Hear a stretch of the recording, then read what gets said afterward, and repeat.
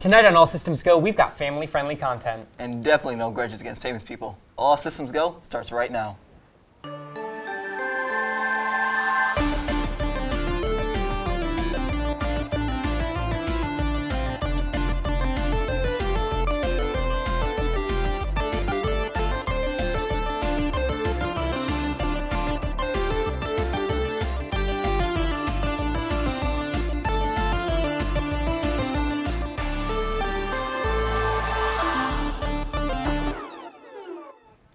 Hello, and welcome to All Systems Go, the only show with more reviews than you'll ever need. And more facts about obscure lore than you'll ever want. I'm Daylon Darklink. And I'm Darian Decutry. Let's get into it. During September 13th State of Play stream, Sony released a lot of information about a lot of games. The official reveal trailer for Tekken 8 started off the broadcast. Even though there was no release date listed, the trailer only mentioned the PS5, making it seem as though the classic series will continue on to the future generation consoles. And in true Sony fashion, PlayStation Stars seems to be ripping off Club Nintendo. Rewards will start for PlayStation Star members this month. Later in the broadcast, Sony also released a trailer for God of War Ragnarok. Along with the new game, a limited edition DualSense controller will be dropping November 9th, 2022. Ooh, that's a few days after my birthday. I know what I'm using Grandma's money for. Oh yeah. Also, coming up, the 3-minute trailer for God of War Ragnarok shows both story and gameplay. On the story side, the focus on Norse mythology continues, while Atreus, also known as many by Boy, has grown into his teenage years and seems to be undergoing the classic trope of teenage rebellion, my favorite. On the gameplay side, we see Kratos wielding a variety of weapons, including his famous Leviathan axe, multiple shields, and his trusty Chaos Blades, following the classic trope of being a bloodthirsty maniac. God of War Ragnarok releases this November 9th on PS4 and PS5. More of the ever-beloved Yakuza series is getting ported onto the PS4 and PS5 in America. Yakuza Like a Dragon, Ishin, originally published exclusively in Japan in 2014 on the PS4. In the State of Play earlier this year, Sony dropped more information on the port. Unlike most other games in the series, Ishin takes place during the late Edo period. The time period is not the only change in the classic franchise, though. Instead of Yakuza mainstay Kazuma Kiryu, a young samurai, Sakamoto Ryoma takes center stage. Yakuza Like a Dragon Ishin will release in February 2023. Yesterday, Nintendo had its full-length direct since February, and other than the major headlines, which we'll be mentioning in a moment, the highlights include the confirmation of Pikmin 4 for next year, a remake of Kirby's Return to Dreamland, an Octopath Traveler sequel, a slew of new N64 games that are added to the online service like GoldenEye and Mario Party, a slew of Switch ports like Sifu and Tunic, and farming sim games. A lot of farming sim games. So many of them. I'm sure that makes someone happy. Yesterday's Direct led with a reveal trailer for Fire Emblem Engage. Engage appears to be a more traditional entry in the series than Three Houses was, bringing back missing features such as weapon triangle and good map design. The main feature is the ability to use rings to summon characters from past games as helpers, clearly a reference to the hit series JoJo's Bizarre Adventure. And though most agree that the design for the protagonist is ridiculous, fans seem to be generally excited. Fire Emblem Engage releases on Nintendo Switch as soon as January 20th of next year. Seems like it'll be fun. Yeah. It's kind of solid. But on the flip side, closing out the direct was a trailer, release date, and title drop for the upcoming Zelda game. We get more looks at traveling between a land in the sky and a land on the ground, as well as new environments. But for the most part, this trailer was just as cryptic as the last one, so we need to wait a bit longer to learn more. But either way, The Legend of Zelda Tears of the Kingdom will be releasing on May 12th, 2023. So that was like 6 years ago? Yeah, man, I'm so excited. But don't go away, because up next, we got an odd assortment of ads. And mobile games for all tastes. All Systems Go will be right back.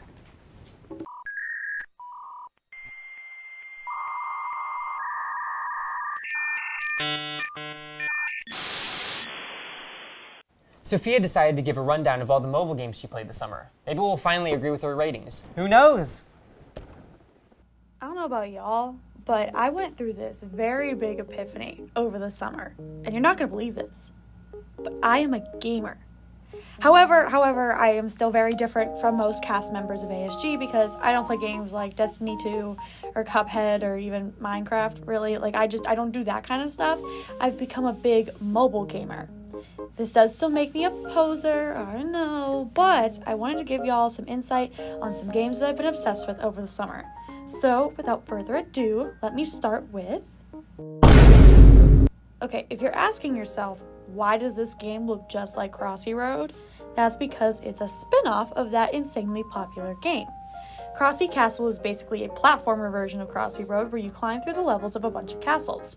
Pretty simple, but I love the 8-bit graphics and the controls are actually kind of challenging in like a good way, whereas for Crossy Road, all you have to do is tap or swipe. That's a lot more basic, and if you are wanting a mobile game that's more challenging, I highly recommend this one. What the Golf is described as a golf game for people who hate golf.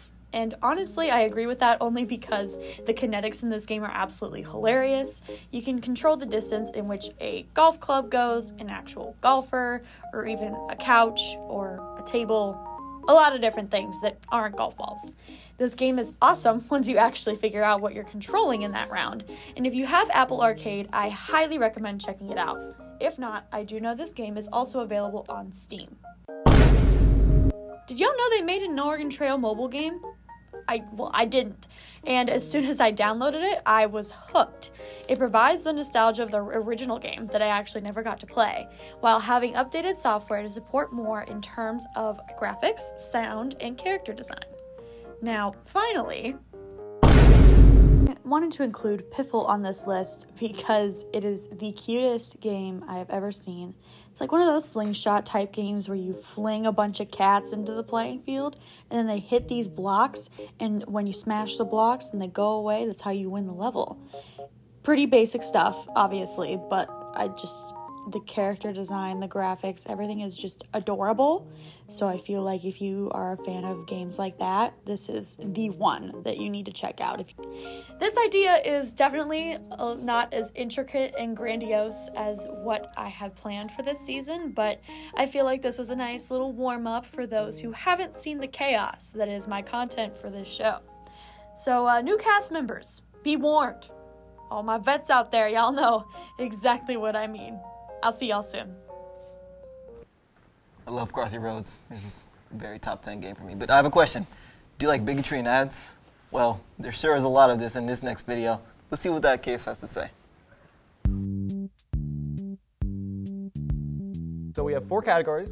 We have actually horrible, misogyny, sex, and surreal. I think we're gonna start with surreal because they're actually the tamest of all of these, I would imagine. I'm so excited. I'm scared, kinda. Alright, so here's the thing. Congratulations, it's a gamer. Dear heavens, no. I don't know what this is selling, That's but what I'm my mom 100% said. buying. Yeah. That's Ninja. Oh I love this no, one. not the animal. Look at the second to last one. That one. The Secret Mario. Buying It's is so so realistic. It'll actually create A sonic boom in your shorts. Parentheses. This is like slowly becoming an ARG, like, oh, it's a puzzle to solve. Oh. When you race with the duel, it's advisable to carry a spare. Your knuckles Tidy turn whities. white. Your sweat turns cold. Your heart turns Knees weak, something. arms Cartwheels. sweaty. Your heart turns bumping into cartwheels. Your eye. Not. I don't want to. Whoa. Sometimes you Wow. gotta cheat. Cheating made easy. Cool. This tells me nothing about the game. Seriously distracting. You're playing the game too Yeah. much, so you can't have kinky You're- sex with your Yeah. girlfriend. Hey there. What a stray bullet. Hey Yeah, there. that's just. He's wacky. I kind of like this one. This is No, cool. yeah, no, I I really like enjoy this it. one. I wish I could just That one's Yeah. kind of turn into artistic. nothing. Oh my god. This is horrible. Sorry, ladies. This is the ideal body type. God. If you were to look up objectification on like Google Images, it would be this. Thrust and munch. Yeah, like someone's It's gonna so- buy this game and be like, I bought this for the woman in bikini, We not for the kind shark. of. Keep it in your pants. They've sewed those pants specifically for this. No, those are fiction. women. That's women's pockets. Yeah, no, Oh, that's got it. what they look like. Yeah. Similar to the I love these ads because they imply that gamers' biggest problem is women being horny around them all the Yeah, time. and they can't reciprocate. They're just I'd rather playing the game play way. Oh, the ad behind this is that it's a light up screen. I Yes, they do totally that. got that. You have to dig to find the meaning. Size doesn't Oh matter. my god. Another one of just like gamers' biggest issue being the women who are horny around them all the time. It's down. I'll show him. It's down. I'll play that Neo Geo too. Well, at least Ethan. no. At Yeah, least stop. this one is Yeah. actually saying that she's going to now She's also gonna- game, She's gonna beat him in gaming. but Yeah, just to like- impress him. Only so he That's second stops to his last gaming. These and are starts spicy. doing sex. This is kind of funny though. This is for Mario's Super Mario Strikers. Oh! Really? Uh-oh. Tomb Raider 3. What? This is kind of reminding me of the guy who's like wearing the suit and then the mirrors behind him. And What would make this very funny though is if she had the triangle boot. That would be really funny. Oh. Wow, that's not. We're gonna move on now. That is Sega. Come on. Yes, that is a gun in our package. And we are happy to see you. They managed to make it about sex again. Guns Yay, in our this is like package. The double whammy. Lara Croft, not the. Oh no! Here it is. Yes! No Huge arms, features. no legs, huge features. This is funny. I like the guy back here who's like, Like, Whoa! I love how Roman's like, oh yeah, you know it. No. What? More fun than shooting your neighbor's cat? What? Why? It's not even. I know that violence, like video games don't cause violence, but this kind of thing is like, Maybe. this is like, here is an option instead of committing violence. You could do this instead. And that's it. That's all of them. You guys did it. Made it through. All right, now, least favorite. I think, I don't want to speak for everyone, but I think we can unanimously agree that there's like one objectively the worst one. Yeah. Yeah. Are we thinking of the native one? Yeah. Okay, so that's pretty much it. Thank you so much for that. Thank you.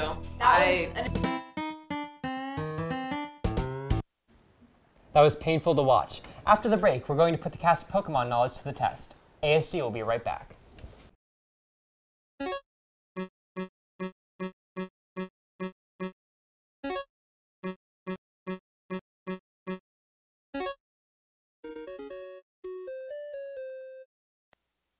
Hello, and welcome to the wondrous world of Pokemon. My name is Professor Daylon, and I will be your Pokemon professor. This is my scorekeeper. He's the strong but silent type. I went to college for this. Today, you have all turned 10 years old at the same time, which means you can finally travel and fight grown men in caves with your childhood pets. However, before I set you free like the adults you all definitely are, I must test your knowledge of how well you know these creatures, because I said so. The rules are simple. I'll show you the silhouettes of these Pokemon, and the first person to get it right earns a point. Are you ready? Yeah. All right, let's do it. First Pokemon.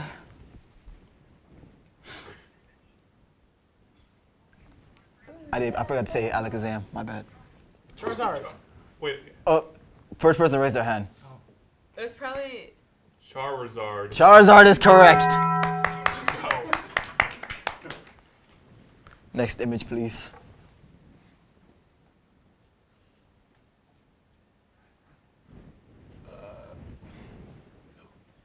Sophia. Pikachu. I don't know, man. What is that? It's it. Who let her in? Chingling is the right name. Does anyone know this Pokemon? Is that Mantike? Mantike is correct.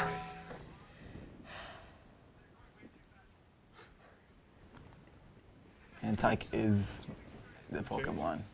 He's shaped like a manatee. Aw. He's adorable, isn't he? Oh, I saw Anthony. Sonic. Sonic the I Hedgehog. definitely put my hand up first. Why in the world is that in here? Why is Sonic in here? Sonic's a Pokemon. You can That's have me not choose true. if you see someone pick. Next Pokemon. Gardevoir? Gardevoir is correct. These balls are On Pokemon Go. Nice.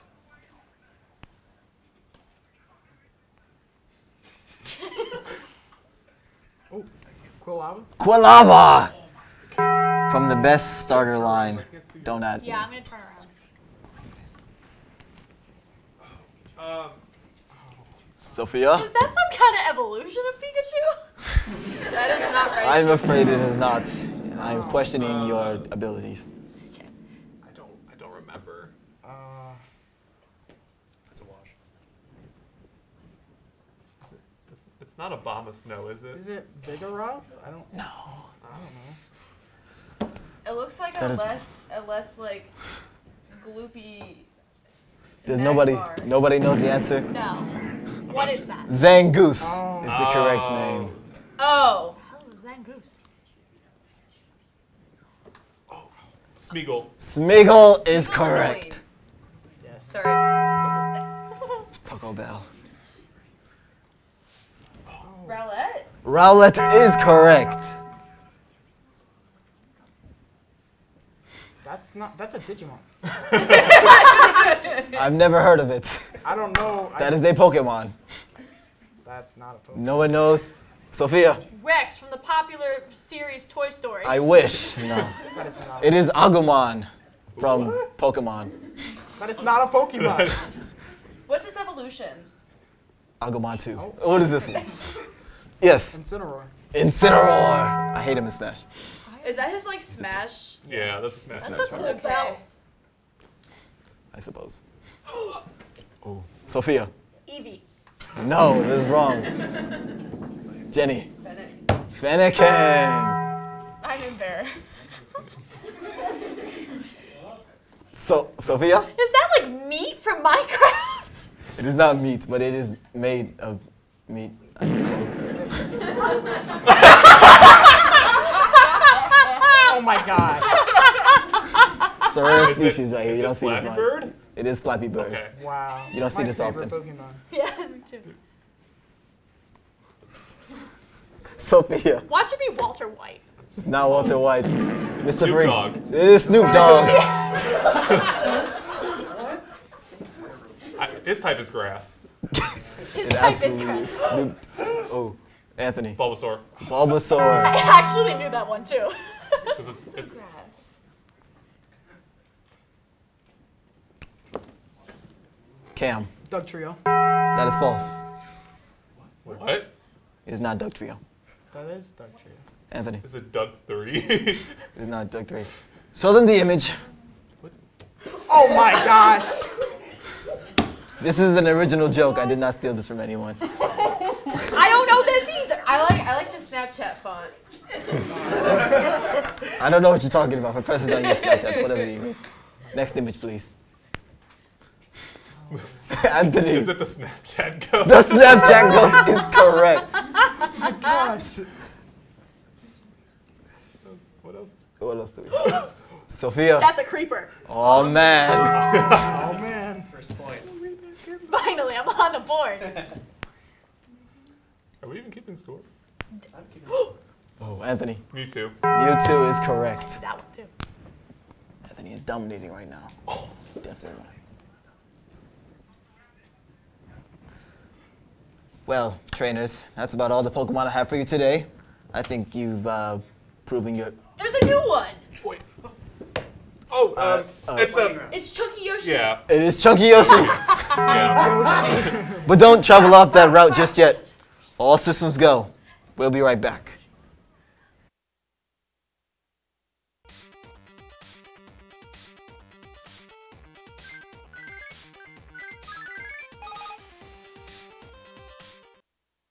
Nikki took on a special challenge and decided to explain it to us very poorly. Hopefully you can make sense of this utter nonsense.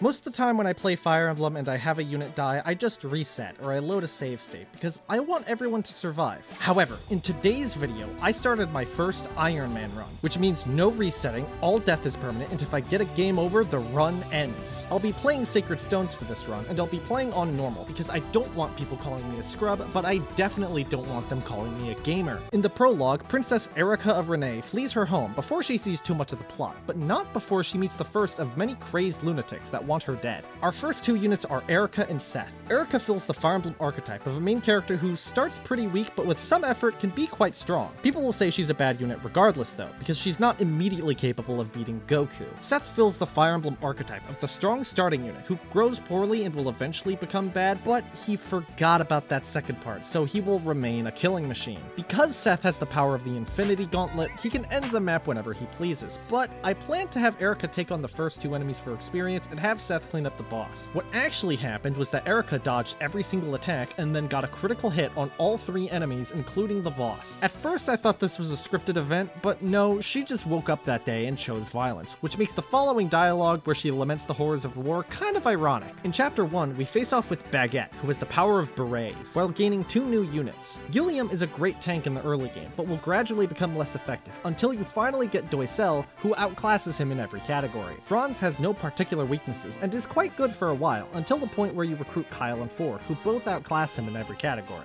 Erica gets another critical just for fun, and though Gilliam gets low, the situation is never out of control and is swept up pretty easy. I have Erica take on the boss because she needs the XP, and her weapon is super effective against the French. We save Tana, the Princess of Frelia, and go to King Hayden, who tells Erica that her father has been killed, which means that she is now qualified to be a Fire Emblem protagonist. In Chapter 2, 2 more units join immediately. Vanessa is a Pegasus Knight, a fan favorite class, despite being one of my least favorites due to the fact that they can't really fight anything and are worse than Wyvern Riders in every way. Mulder the Boulder is the early game healer, which immediately makes him very important, and he actually has more HP than Vanessa, further showing off how garbage she is. We come across Ross and his father Garcia being attacked by bandits, so Vanessa carries them one at a time over the mountain to the rest of the group so we can recruit them. This is the most useful thing Vanessa will do the whole game. Ross starts the game pretty bad, but becomes quite good later if you train him, and Garcia starts pretty good, but will slowly be overshadowed by his son. I make sure to visit all the villages for items, including one where Erica meets an enemy general, who decides not to immediately melt her, and instead gives her money. From here I set up a choke point between these 2 mountains and have Garcia and Erica take out the bandits on the left, where Erica crits 2 more times just for the hell of it, and Garcia crits the final enemy. In Chapter 3, we recruit Nami, who fills the Fire Emblem archetype of being a garbage archer who will swiftly be superglued to the bench. But we do need her to recruit Colm, who isn't very good at combat but has a plethora of other skills, such as picking locks and breathing, that makes him a valuable addition to the team. Though there are some scary hits, they aren't anything that my 5D chess brain can't handle, and everything goes according to plan.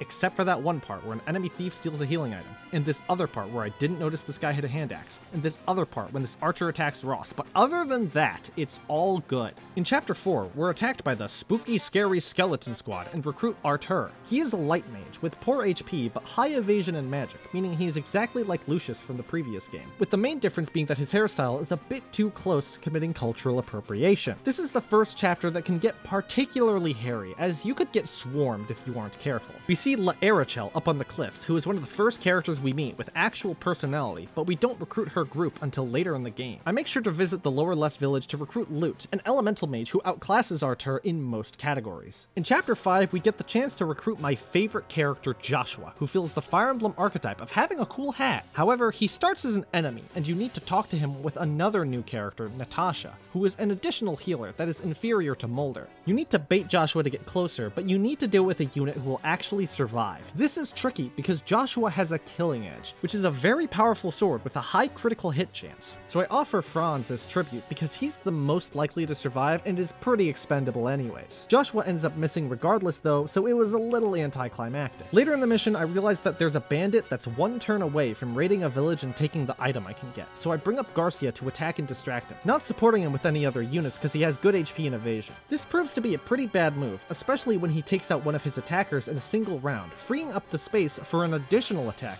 which lowers Garcia to 4 hit points. If just 1 more unit had hit their attack against them, Garcia would have been the first casualty, but he survives, because God forbid this run actually be interesting. I get a torch from the village, which will be very helpful in Chapter 6, and a guiding ring for saving all the villages, which will promote a magic character to their advanced class. I risk Garcia's life yet again by putting him in the arena a couple times, but he wins pretty handily, and I get about 1,000 gold from it.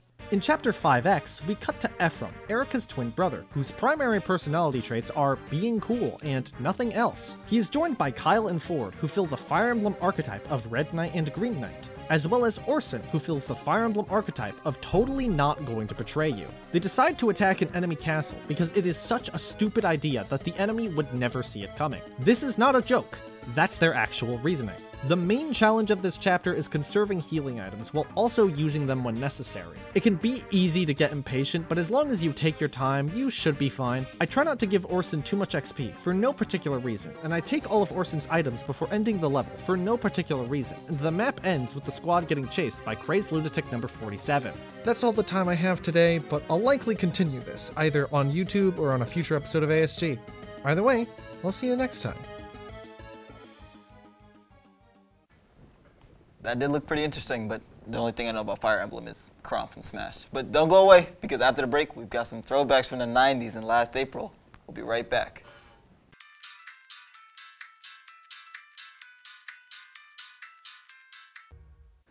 David decided to take an old look at an old beloved game and tell us what it's all about. Let's take a look. Hey, you. Yeah, you. Have you heard of Crash Bandicoot the Insane Trilogy? Yeah. It's a cool game. Do you have it? You chicken? You have it? Oh, you do? That's great! Because I'm about to review about it. The cool thing about the Insane Trilogy is that the developers behind it managed to recreate 3 whole games instead of playing the originals through an emulator. I'm looking at you, pirates out there.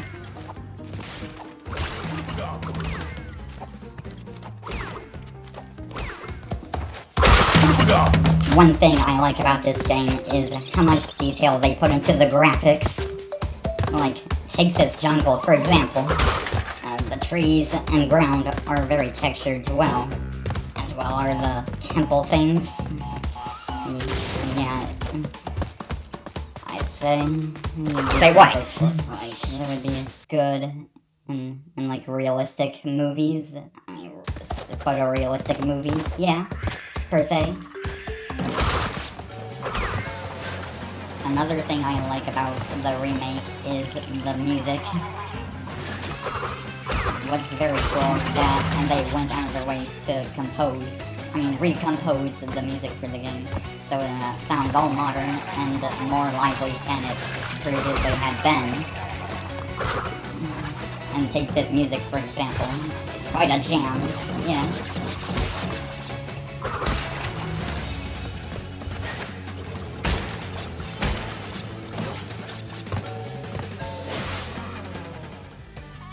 And here's another example of good remastered music. Boy. Oh, wait, the music sure doesn't make up for the awful ice traction. However, there are still things that frustrate me, though. Like the trial and error gameplay, and one-hit kill, and some of the bosses are like tiny. Who is impossible in the Cortex Strikes Back. Because of those mixed feelings, I feel like it's hard to make a consensus. But overall, I can say that I had a fun time playing it. And now, how is that game coming along?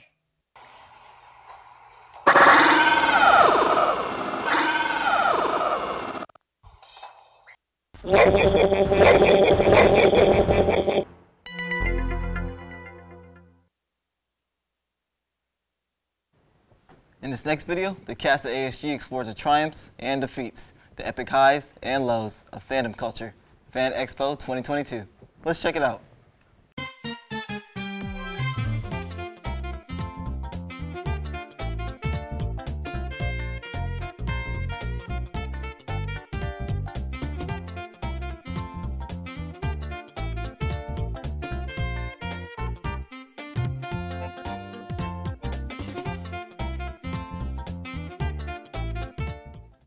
So you're the Deadpool Uber driver? I'm the Deadpool Uber driver. What got you started doing that? I loved the first movie, and then the second one came out, went to theater and saw it, and then I got the car done. And I've been doing Uber for 7 years, and then I started dressing up as Deadpool while I do Uber. That's so fun. What did you think of the PG-13 version of Deadpool? Nah, Deadpool don't work. I'm rated R. You cannot do Deadpool in PG-13. That is so valid.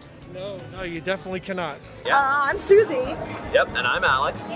We are the Markley Bros. Yeah. I mean, she's my sister, but we shoehorn it in. Yeah. It's good. It's good. We have a whole world of craziness that we're inviting people into to join in and watch our show, the Malik's Minute. But where can they find that crazy world, Susie, if they don't have a copy of the comic? They can find that crazy world at mbe.tv for Markley Bros Entertainment.tv, like television.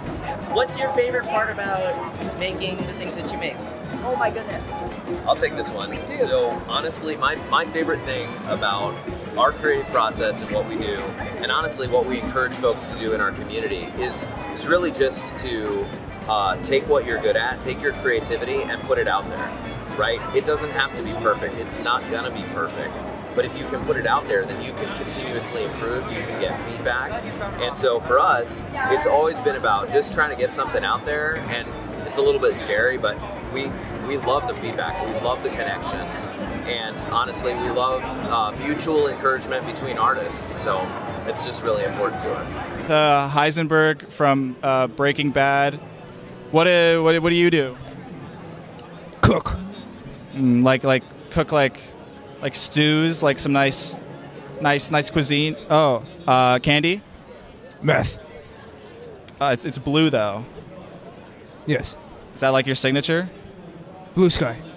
Is there any like dream role that you would like to do that's outside of the Mario world?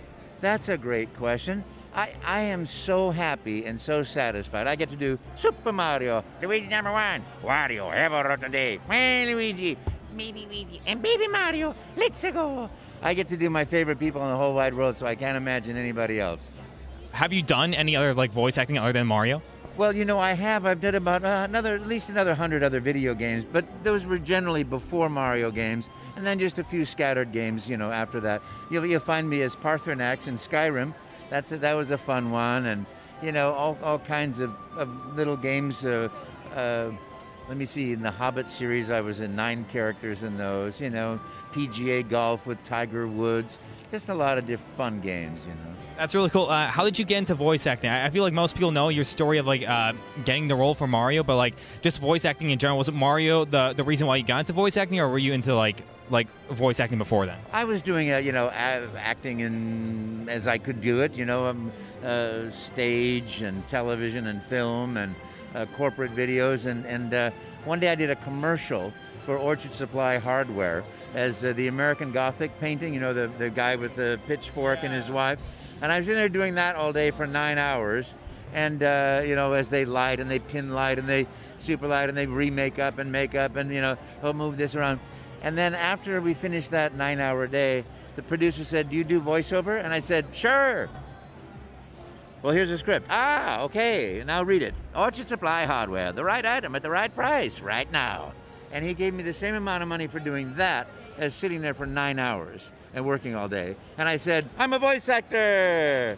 And that's how I started that. That is actually really cool and awesome. That I feel like it's also kind of just inspirational because like anybody can like get into voice acting, because I know there's a lot of people who really want to get into that. If you had any advice, what would you like, you know, give for anybody who's interested in voice acting? I'll tell you, D. Bradley Baker's a magnificent actor. He started a page called iwanttobeavoiceactor.com, and you can study there for years on developing a character, creating a character arc, starting the business, doing a demo tape, how to make a role believable and sustainable for a whole transition and for a whole series of existence. Everything you want to learn is right there. That's really cool, honestly. A very important question. So, as the voice actor for Mario, Luigi, Wario, Waluigi, and more, what is your favorite pasta dish? My favorite pasta dish, spaghetti meatballs. Woohoo! Can you give us any inside scoop of the Mario movie coming out? All I can say is, go see it. How's your day going? It's been busy. You know, we've got some charity raffles. We had a Class 5 ectoplasmic vapor we had to take care of. And we're doing Ghostbuster trivia here tonight on the main stage. So it's a busy day. That's so fun. How many ghosts have you caught in your lifetime? That is a trade secret. I am not at liberty to divulge that information. Not even if we ask really nicely? Oh, if you ask really no. Dang. I have signed agreements with Ghostbusters International, Ghost Corps. My bosses, we have, you know, it's a business. We're a locally owned and operated franchise, but we must abide by the regulations. It's very complicated. Government regulations, corporate regulations.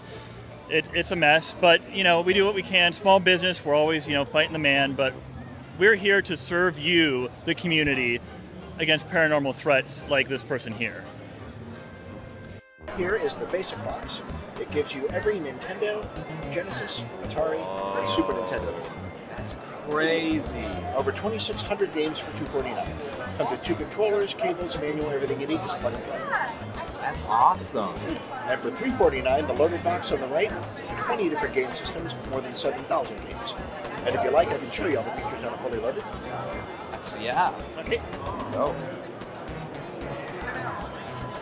You get over 1,600 arcade games. The Atari, the 7800, Coleco, Daphne, that's Laserdisc games like Dragon's Lair, Game Gear, Game Boy Original, Advance, and Color, in television, Master System, Genesis. Limited support on the N64. Some games play well, others have slowdowns and major bugs. Okay. NES and TurboGrafx. A full computer desktop with web browser and Office Suite. 32X, Sega CD, Super Nintendo, Vectrex, and the Odyssey 2. And it's all just in this little box right here. That's insane. Thank you. That's awesome. What got you started want to do this? I built one as a personal project, and when people started asking to buy it, I turned it into a business. Big fan of Legend of Korra. I was wondering, so if you couldn't be the Avatar, what element would you want to bend? Oh my gosh, this is so hard. It's definitely a top. I can eliminate air. I'm too impatient. I can eliminate fire. I don't trust myself. So for me, it's a toss-up between water and earth. But I love the water tribe. I feel that loyalty to the water tribe because of Korra and Naga. But then there's a part of my personality that's Toph all the way.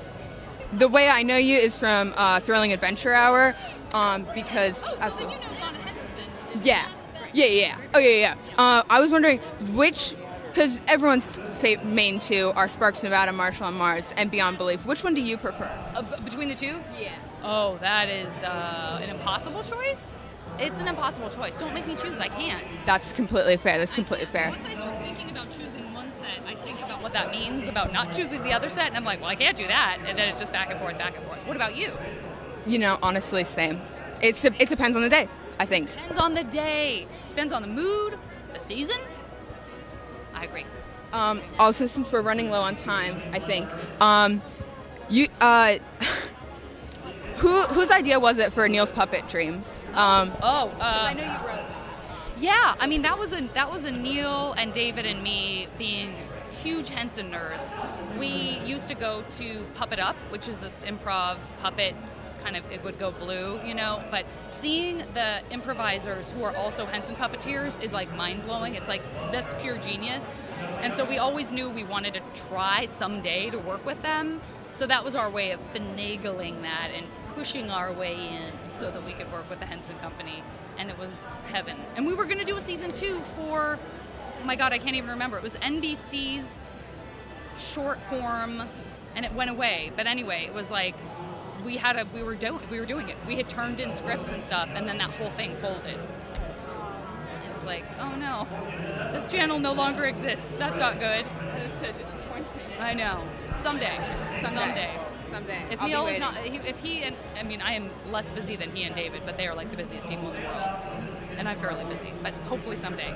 How was it working with the Jim Henson Corporation? That seems so cool. Total dream come true. I was crying when we were shooting. He's on the old Charlie Chaplin lot in LA. There's a huge picture, there's a huge Kermit the Frog in the front wearing the tramp Charlie Chaplin outfit.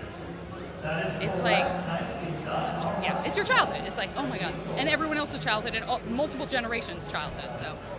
To all my friends at Kent State, it's me, Super Mario. Woohoo! You're number one. Ha ha! See you in my games. Yippee! Well, that was really cool. That was really sweet. Yeah. And while we have time right here, I would like to announce the winner of our Pokemon guessing game was none other than Mr. Anthony Friga. So he's here in spirit. You can't see him, but there he is. There he is. There's the lifeless form. A lot of games coming out. Any that you're looking forward to? Ooh, man, Tears of the Kingdom. I beat Breath of the Wild in 2 days. I'm really looking forward to Splatoon 3, which already came out, but I still need to buy it. Really? Yeah. Okay, that's solid. That's a solid pick. I can respect that. Granted, it's same basic gameplay as the past 2 games, but still hyped. If If it ain't broke, don't If fix it ain't broke, don't fix it. Literally. Yeah. Well, that's all we got for tonight. But don't forget to tune in next week at 9 for an all-new episode of All Systems Go. And to get your ASGs fixed before then, make sure to check out all the social media. I'm Darian Yoder. And I'm Daylon Brown. All Systems Go, signing off.